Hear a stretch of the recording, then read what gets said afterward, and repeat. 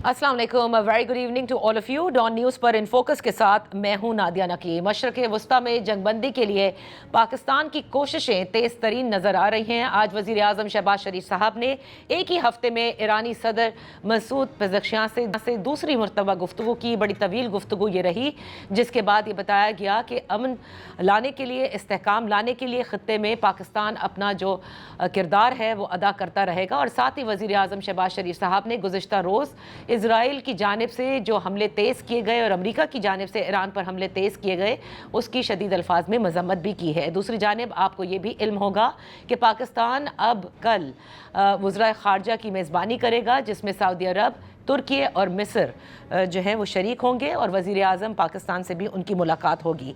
एक ऐसे वक्त में जब अमेरिका और ईरान दोनों ने मैक्सिमल पोजीशंस ली हुई हैं और एक तरफ अमेरिका पर खलीजी रियासतों की जानिब से ये दबाव भी है कि न सिर्फ आर्जी जंगबंदी हो ईरान के साथ, बल्कि ईरान की जो जंगी सलाहियत है उसको भी ख़त्म किया जाए। क्या पाकिस्तान और दीगर ममालिक जो इस कोशिश में हैं कि किसी तरह से जंगबंदी हो सके, उसमें कामयाबी हासिल होगी?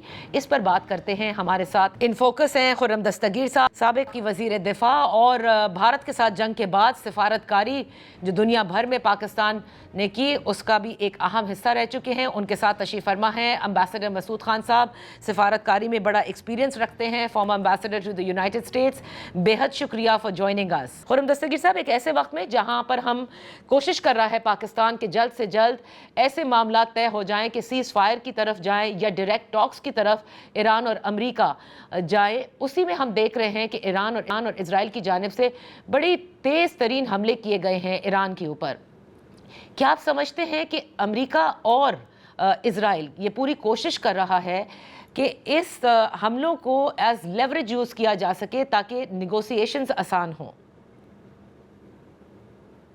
जी, बहुत शुक्रिया आपने मुझे मदऊ किया। पाकिस्तान का पहला जो मफाद है कौमी सलामती का, जी, वो ये है कि ये जो अमेरिका और इसराइल ने हमला किया है ईरान के ऊपर, ये जो तनाज़ा है ये फैल कर ईरान और अरब ममालिक की जंग में तब्दील ना हो। ये एक बड़ा नेशनल सिक्योरिटी इंटरेस्ट है। ईरान हमारा हमसाया है और जो अरब ममालिक हैं वो हमारे मुआशी पार्टनर भी हैं, उनके साथ हमारे बरादराना ताल्लुकात भी हैं और हमारे लाखों लोग वहाँ रोजगार के लिए मुकीम है। तो हमारे दोनों तरफ जो है वो इंटरेस्ट है। राइट। तो पहली कोशिश पाकिस्तान की तो ये है कि ये जो इससे पहले कि हम ईरान अमेरिका जंग को रुकवाने की कोशिश में हमने जिसका आगाज कर दिया है, लेकिन इससे पहले ये भी है कि जो अरब ममालिक हैं उनको अभी तक उनकी तरफ से ईरान के ऊपर कोई कहते हैं बड़े पैमाने पर जारियत नहीं हुई। सही। हालांकि रोजाना अटैक्स हो रहे हैं। तो पाकिस्तान की पहली कोशिश तो ये इस पर मुहित है। दूसरा ये है कि जो ओवरऑल आपस में पॉइंट्स का तबादला हुआ, वो चूंकि पहली जब भी आगाज होता है मुज़ाकरात का तो दोनों फरीक जो हैं अंग्रेजी में कहते हैं मैक्सिमलिस्ट पोजीशन लेते हैं। सबसे ज्यादा से ज्यादा हासिल करने की कोशिश करते हैं और फिर मुज़ाकरात के जरिए उन जो मैक्सिमलिस्ट पोजीशन है उससे नीचे आते हैं जहां उनको स्पेस नजर आता है। यहाँ इस वक्त जो है वो वाज़ेह है कि इस जंग के मामले में अमेरिका और इसराइल के मफादात अलग-अलग हो चुके हैं। इसराइल का मफाद तो ये है कि अमेरिका और वो खुद भी ईरान को नेस्तो नाबूद कर दें, यानी मिटा दें उसको, ताकि वो ईरान के इसराइल के लिए खतरा ना रहे।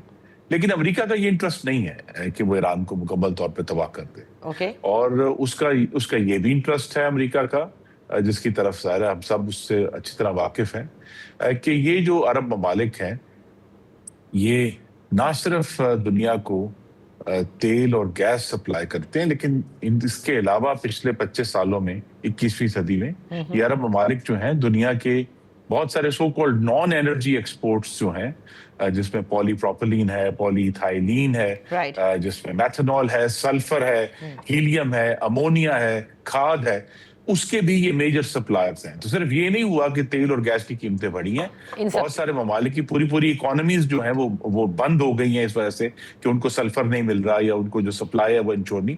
तो लिहाजा अमेरिका की ये कोशिश होगी कि वो आबना होर्मुज को खुलवाने की कोशिश करे, जो कि इस वक्त ईरान के पास सबसे बड़ा लेवरेज है। ओके। तो लिहाजा इसके ऊपर जो है वो हमें ये एक तवील और सबर आजमा निगोशिएशंस होंगी, क्योंकि अब जो मामलात पहले शायद गैर रस्मी तौर पर चल रहे थे, जैसे आपने होर्मुज जो थी 27 फरवरी तक खुली थी, सही। उसमें आजादाना तजारत हो रही थी, लेकिन अब जबकि इस जंग के बाद जिसमें ईरान में बहुत ज्यादा तबाही हुई है, एक तनाव फैला है पूरी दुनिया में, आबना होर्मुज जो है वो दोबारा उसकी जो अहमियत है वो उजागर हुई है। इसके लिए फिर एक पाकिस्तान ने अपना जो रोल अदा करना है, वो उसकी बुनियादी वजह ये है कि ईरान का पाकिस्तान पर एतमाद भी है, और गालिबन पाकिस्तान वो वाहिद मुल्क है, ईरान समझता है, जहां अगर वो उसके नुमाइंदे मुज़ाकरात के लिए जाते हैं तो इसराइल को जुर्रत नहीं होगी कि वही हमला कर सके। ओके, अब ये जो आपने बात कही ना कि जो हमारी इस वक्त पोजीशन है इन ममालिक के साथ, हमारे जो दोस्ताना ताल्लुकात हैं, जो म्यूचुअल रिस्पेक्ट है, उसकी बिना पर पाकिस्तान के ईरान के साथ भी और अमेरिका के साथ जो ताल्लुकात हैं वो भी सबके सामने, और खलीजी ममालिक के साथ भी। लेकिन क्या एम्बेसडर मसूद साहब, Pakistan has that diplomatic weight to bridge the gap, या फिर हम सिर्फ और सिर्फ we are just messaging, we are just being a facilitator over here? एक तो मैं समझता हूँ कि खुर्रम दस्तगीर साहब ने बहुत जामे गुफ्तगू की है और उन्होंने हर पहलू को कवर कर लिया है, लेकिन मैं जो आपके सवाल का जवाब ये देता हूँ कि पाकिस्तान की तारीख उठा के देख लीजिए। सन 1947 से पहले जो है सलामती काउंसिल की इंटरसेशन का पाबंद रहा है पाकिस्तान। सलामती काउंसिल के कश्मीर के ऊपर जो भी करारदादें थी, उसके बाद 1971 में पाकिस्तान ने चीन और अमेरिका की सुलह करवाई थी। फिर जो अभी हाल में चले जाएं, यहाँ से जो अमेरिकी फ़ौजों का इनखला हुआ है अफ़गानिस्तान में, उसमें पाकिस्तान का कलीदी किरदार था। यानी तालिबान और अमेरिका के दरमियान जो भी मुज़ाकरात हुए थे बसपर्दा, वो पाकिस्तान ने करवाए थे। सही। फिर ये है कि ये भी याद रखिएगा कि गुज़श्ता बरस जब इसराइल और अमेरिका ने मुश्तरका हमला किया था ईरान के ऊपर, तो उस वक्त जब फील्ड मार्शल आसिम मुनीर वहाँ वाशिंगटन में मौजूद थे, तो सदर ट्रंप ने उनसे दरख्वास्त की थी कि आप हमारे दरमियान जो हसास सियासी और सफारती गुफ्तगू, इसको आगे बढ़ाने में हाथ बटाएं। पाकिस्तान ने वो किरदार बड़े काबिल सताइश अंदाज में, बड़े तामीरी अंदाज में अदा किया था। मैं ये कहना ये चाहता हूँ कि हमारे पास क्रेडेंशियल्स मौजूद हैं। फिर ये है कि जो फ़र्ज़ कीजिए कि सऊदी अरब और ईरान की सुलह करवाई थी चीन ने, उसके पीछे भी पाकिस्तान था। और फिर जो है हम अफ़गानिस्तान के साथ चीन में गए थे, वहाँ हमने जो उनके वज़ीर ख़ारजा हैं वांगी के ज़रिए हमने एक सफारतकारी करवाई, जिसके तहत जो है एक आर्जी सुलह हो गई थी हमारी और अफ़गानिस्तान के दरमियान। बदकिस्मती से तालिबान ने उसको जारी नहीं रखा। तो ये मैंने इसलिए बताया कि लोगों के जहनों में शकूक शुबहात हैं कि वो समझ रहे हैं कि we are punching above our weight. ये बात दुरुस्त नहीं है। दूसरे जो है खुर्रम दस्तगीर साहब ने ये कहा था कि आप तकाबुल कर लीजिए, यहाँ दूसरे ममालिक भी हैं, तुर्की है, वो हमेशा सफारतकारी में बहुत अहम किरदार अदा करता रहा है। अफ्रीका में उसने बहुत से झगड़े नाज़े निपटाए हैं, या फ़िलीपींस में मिंदानाओ और फ़िलीपींस की हुकूमत के सिलसिले में उन्होंने बड़ा अच्छा किरदार अदा किया था। तो इसी तरीके से कतर जो है उसकी रेपुटेशन ही यही है। ओमान जो है पिछले दिनों जो है वो इसके अमेरिका और ईरान के दरमियान जौहरी मुज़ाकरात करवा रहा था, जंग से पहले की बात है।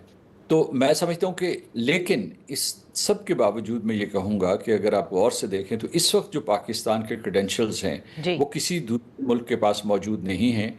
यानी तुर्की, उसका जो है इसराइल बहुत मुखालिफ है, उसे इंटरनेशनल स्टेबलाइजेशन फोर्स जो गज़ा में आनी थी उसके ऊपर उसने इतराज़ात उठा दिए थे। और फिर जो है मिस्र जो है एक ख़ास हद से आगे नहीं जाना चाहता। और अब जो है सऊदी अरब का हमारे ऊपर एतमाद है, ये तेहरान का हमारे ऊपर एतमाद है, वाशिंगटन का हमारे ऊपर एतमाद है। तो इस वजह से ये जो है ये हम जो किरदार अदा कर रहे हैं उसकी दो वजूहात हैं। एक तो ये कि हम आलमी अमन चाहते हैं इस खत्ते में, जो पूरे का पूरा जो है ये इस किस्म की एक जंग जारी है, बहुत खौफनाक और हौलनाक जंग जारी है, इसको ख़त्म करें।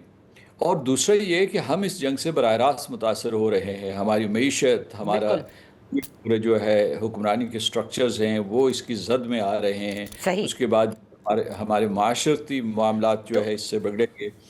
تو اس وجہ سے جو یہ پاکستان کے اوپر یہ ایک فریضہ عائد ہوتا ہے, اور اس کا میں نے کل کسی کو انٹرویو دیتے ہوئے کہا تھا کہ جو میڈیشن ہے یہ ثالثی ہے, it's in the D N A of Pakistan's foreign policy.